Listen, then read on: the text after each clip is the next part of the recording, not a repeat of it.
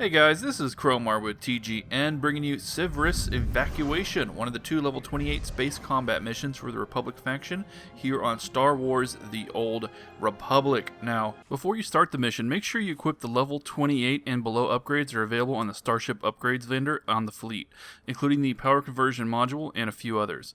Unfortunately, this does not include the missile capacity upgrade or the blaster damage upgrade, so I won't be using them for this video. So let's get started with the mission, and the very first thing we're going to do is press 1 on our keyboard to activate the power conversion module. If you take a look at the indicator in the bottom left, you can see the number 1 and number 2 items. The number 1 increases your damage dealt from your blasters, and number 2 instead decreases the damage but increases your shield regeneration. So what you do is you do a trade-off depending on what you're doing. If there's a lull in the action, you press 2 and stop firing to regenerate your shields.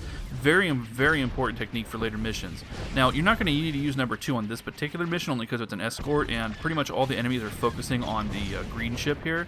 They're not focusing on you. So your health is not a big deal. Unless you hit a couple asteroids or something, then maybe you're cutting a little close, but we're not going to have that trouble here. Now, for dealing with these frigates, the main thing you want to do is just keep holding on that blaster, just don't even let up. We're pretty much barely going to let up firing at all on this mission, and just spam missiles like crazy. We want to take out all the engines and those orange guns on the front. If you look at the front of any frigate, you'll see an orange gun that takes a lot of extra damage. I always just missile it to take it down faster, and that takes out a significant amount of firepower from these frigates. That protects both you and the ship that you're escorting. And there's a perfect example, the one that just came in from the right side of the screen. We've already destroyed like 80% of its damaging capacity, and it's barely even in range of the enemies of the friendly there. So it also takes 1 missile per engine. Now, I've noticed from repeating these quests quite a few times with different ships and everything else, different levels of upgrades, that the ships seem to be either slower or they veer off course more if you destroy the engines.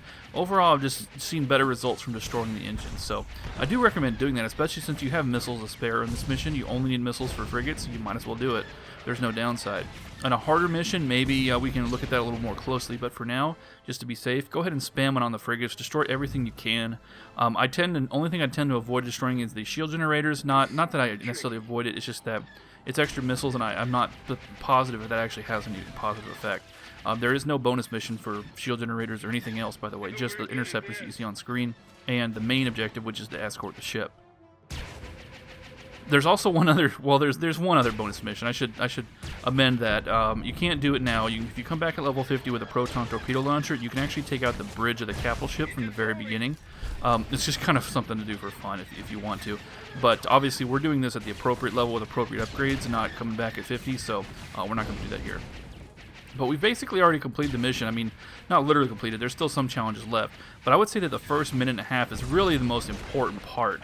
It's not that you can just go AFK for the rest, but it's the first minute and a half is when all the real challenge comes in. It's where all the more damaging enemies come in. There's just tons and tons of frigates and whatnot.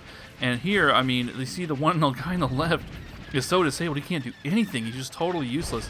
So because we damaged him earlier in the mission, because we were so proactive earlier in the mission, it's given us a nice breathing room for the end of the mission. And that's what you should always do. You should always make sure that at the beginning of the mission you're very focused, you're very effective and efficient at dealing with frigate turrets, frigate engines, and everything else.